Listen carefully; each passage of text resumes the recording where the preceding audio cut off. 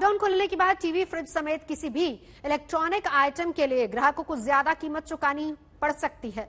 Electronic सामानों की कीमतों में बढ़ोतरी की वजह कॉपर की कीमतों में आया जोरदार उछाल है।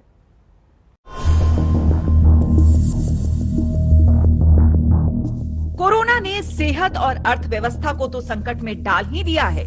अब इस महामारी के प्रकोप से महंगाई भी आम आदमी की मुश्किलों को बढ़ाने में लगी है। दरअसल कोरोना का असर अर्थव्यवस्था के साथ ही कई कमोडिटीज की कीमतों पर भी पड़ रहा है। चीन में कॉपर की खपत बढ़ने से इसकी मांग काफी तेज हो गई है, जिसकी वजह से कॉपर की कीमतों में उछाल आया है। अगर आप सोच रहे हैं कि कॉपर से हमारा सीधा तो कोई वास्ता है नहीं, तो इसके दाम बढ़ने से हमें क्या मुश्किल। लेकिन कॉपर का इस्तेमाल कई इलेक्ट्रॉनिक सामानों को बनाने में होता है। ऐसे में कॉपर के दाम बढ़ने से इलेक्ट्रॉनिक आइटम्स भी महंगे हो सकते हैं।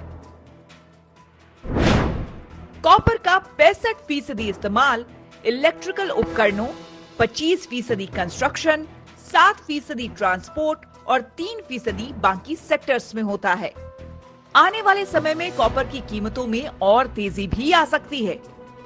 ऐसे में पानी की motor, cooler, mixer grinder, wiring, heating elements, motor, renewable energy, internet lines जैसी चीजें महंगी हो सकती हैं। कोरोना की पहली लहर में लगे सख्त लॉकडाउन के खत्म होने पर औद्योगिक उत्पादन में आई तेजी से उद्योगों में बड़े पैमाने पर कॉपर का इस्तेमाल होने लगा। ऐसे में इसकी मांग लगातार बढ़ रही है। इसके अलावा चिली ने कॉपर माइनिंग पर 75% टैक्स लगाया है, जिससे भी इसकी कीमतों में उछाल आया है।